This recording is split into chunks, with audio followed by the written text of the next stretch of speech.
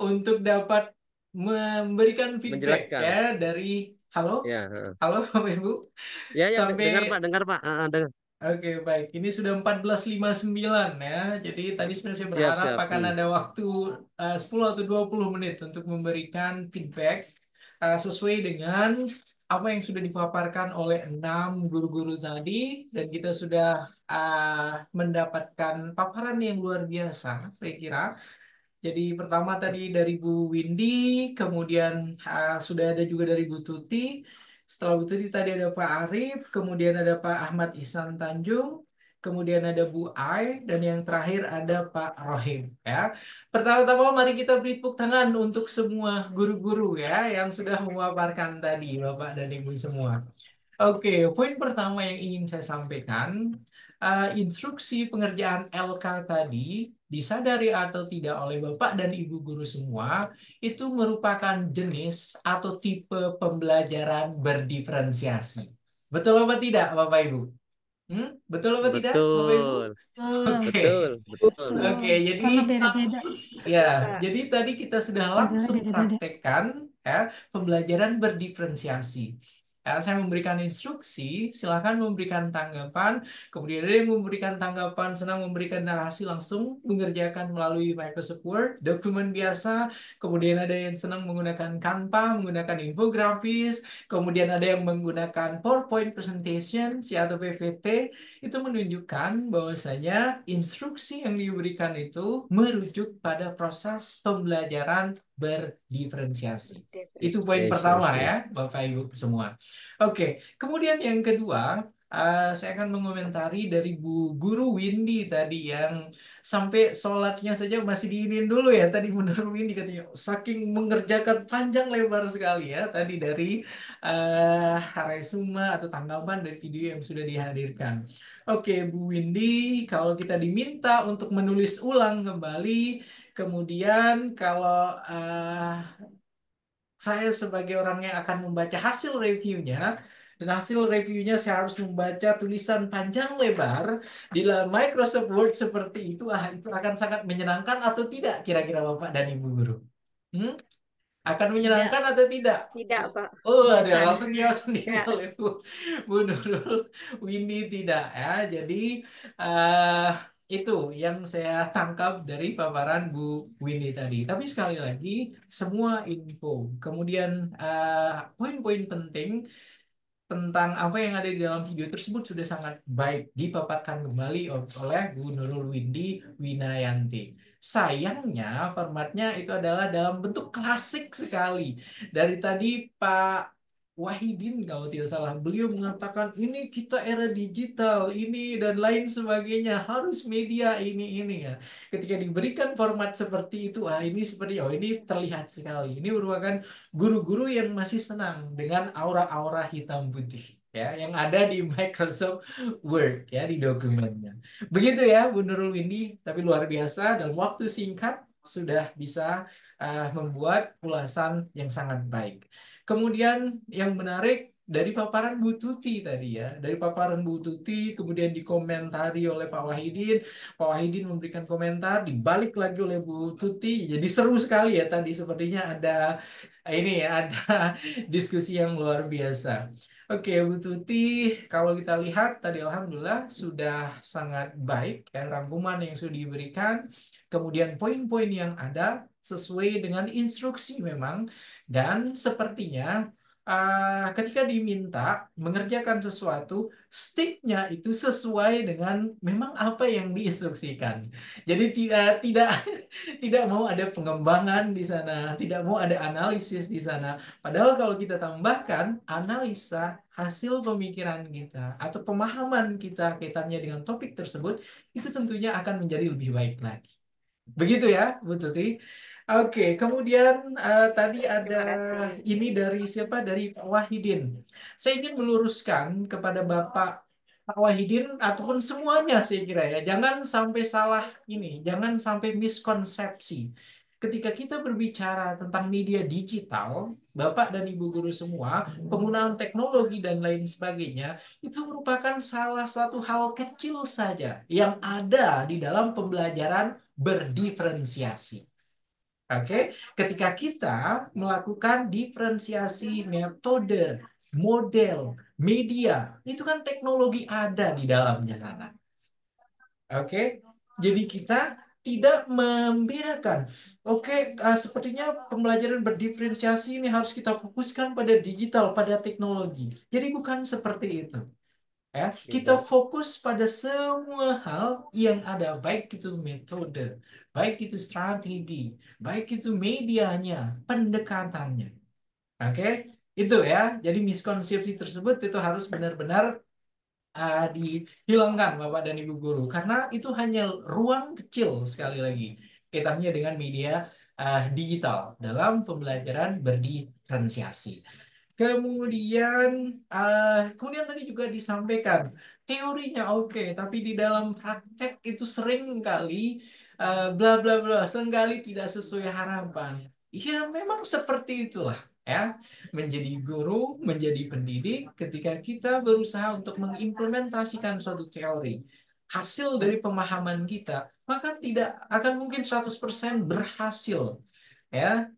Ketika pertama kali kita mengimplementasikannya, oke, pastinya akan ada celah, pastinya akan ada hal-hal yang memang perlu untuk ditingkatkan kembali. Makanya saya kemukakan dari awal, kita sebagai guru, Bapak dan Ibu guru, kita sebagai pendidik itu terus bertumbuh, terus belajar, ya, sehingga sampai ketika apa? Ketika kita sudah tidak mampu belajar lagi, maka kita tidak punya lagi hak untuk mengajar. Begitu Bapak Ibu. Oke, kemudian eh, di paparan kitabnya yang Bu Tuti juga tadi disampaikan ya. Oke, teorinya ini sudah ideal sekali, tapi di ruang kelas itu tidak seperti itu. Ya. Oke, jadi kita belajar tentunya dari hal yang ideal terlebih dahulu, Bapak Ibu. Kemudian, apakah nanti akan ada kekurangan? Apakah nanti akan ada hal yang ingin kita tingkatkan? Maka itu menjadi evaluasi untuk kita terus tingkatkan. Ya, pembelajaran berdiferensiasi tidak hanya menggunakan media digital, ya, media-media yang lekat dengan kehidupan siswa sehari-hari, silahkan. Media-media yang misalnya tidak membutuhkan kuota internet untuk menggunakannya, silahkan. Jadi tidak kita kotak-kotakkan hanya pada misalnya teknologi, hanya misalnya pada media digital. Itu ya, itu untuk yang kedua. Kemudian catatan saya yang ketiga untuk Pak Arif, Pak, ini yang luar biasa ya. Ini yang luar biasa. Kalau yang lain-lain itu sepertinya saya ingin menuliskan panjang lebar pokoknya agar semua instruksinya itu langsung masuk gitu. Pak Arif langsung menjelaskan dengan satu slide saja, nah itu membuatnya mungkin dari menggunakan Canva atau menggunakan Prezi, tapi sudah mencakup semua hal yang memang dipaparkan dalam video tersebut. Ya, dan ketika memberikan penilaian, ya tentunya saya akan dengan senang hati untuk memberikan nilai yang sangat bagus, tentunya dengan cara Pak Arif mengerjakan lembar kerjanya. Begitu ya, Bapak Ibu. Oke, kemudian di diskusi yang ada di Pak Arif itu juga luar biasa. Disebutkan ada anomali luar biasa. Ya, anomali luar biasa itu dimulai ketika pandemi terjadi ya di seluruh dunia. Ketika para peserta didik yang tadinya biasa-biasa saja, kemudian pembelajaran itu dilakukan secara online, ya, ketika mengerjakan tugas, pengumpulan tugas dan lain sebagainya, itu seolah-olah bukan siswa kita yang sebelumnya kita kenal. Ya, mereka tiba-tiba berubah menjadi sosok-sosok cerdas dengan bantuan AI, Kak, dengan bantuan ragam produk dari teknologi. Nah, itu juga harus kita benar-benar bisa bijak untuk menyikapinya. Begitu ya, Bapak Ibu, untuk anomali tadi. Kemudian kalau kita komparasi dulu dan sekarang, jelas ya, pembelajaran yang akan kita sampaikan kepada para peserta didik kita sekarang ini untuk mereka di masa yang akan datang. Jadi kita tidak boleh masih terus-terusan stick dengan pembelajaran yang dulu kita peroleh dari guru-guru kita sebelumnya. Ya, jadi yang sekarang harusnya kita sebagai guru tentunya beradaptasi tentang kebutuhan guru di zaman sekarang itu apa? Ya bagi generasi strawberry ini seperti apa? Sehingga nantinya mereka tidak lagi disebut sebagai generasi-generasi strawberry yang rapuh. Ya. Oke, kemudian di poin kelima juga ada miskonsepsi tentang pembelajaran berdiferensiasi. Jadi sekali lagi dalam paparan Pak Arif tadi, saya berharap ya Bapak dan Ibu guru memahami betul bahwasanya salah satu dari 4 tipe atau jenis dari pembelajaran berdiferensiasi, baik itu isi, konten, produk, kemudian lingkungan, salah satu saja yang dipilih, maka itu sudah masuk kategori implementasi pembelajaran berdiferensiasi. Oke, itu poinnya Bapak Ibu. Kemudian kalau untuk Pak Ahmad Ihsan Tanjung, oke. Pak Ahmad Ihsan Tanjung ini semuanya sudah dipaparkan ya. Jadi yang ada di dalam paparan video sepertinya beliau ini langsung menulis semuanya, kemudian mendapatkan ragam eh, informasinya yang dimasukkan pada LK itu sudah sangat lengkap sesuai dengan videonya. Luar biasa sekali ya Pak Ahmad Ihsan Tanjung. Kemudian Bu Ai Mutmainah sudah saya kemukakan di awal tadi. Kalau untuk Bu Ai Mutmainah ini tipikal guru penggerak ya ketika menjelaskan. Oke. Berusaha untuk melihat info yang didapatkan pada video, kemudian berusaha menarisikan kembali sesuai dengan pemahaman yang Ibu miliki. Itu oke. Kemudian berikutnya Pak Rohim ya.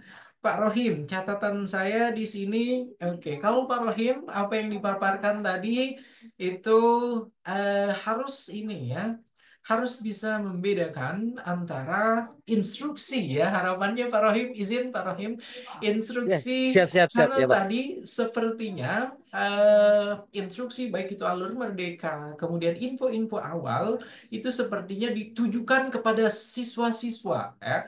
Padahal di Ya, betul. dalam video tersebut itu bagi mahasiswa atau guru.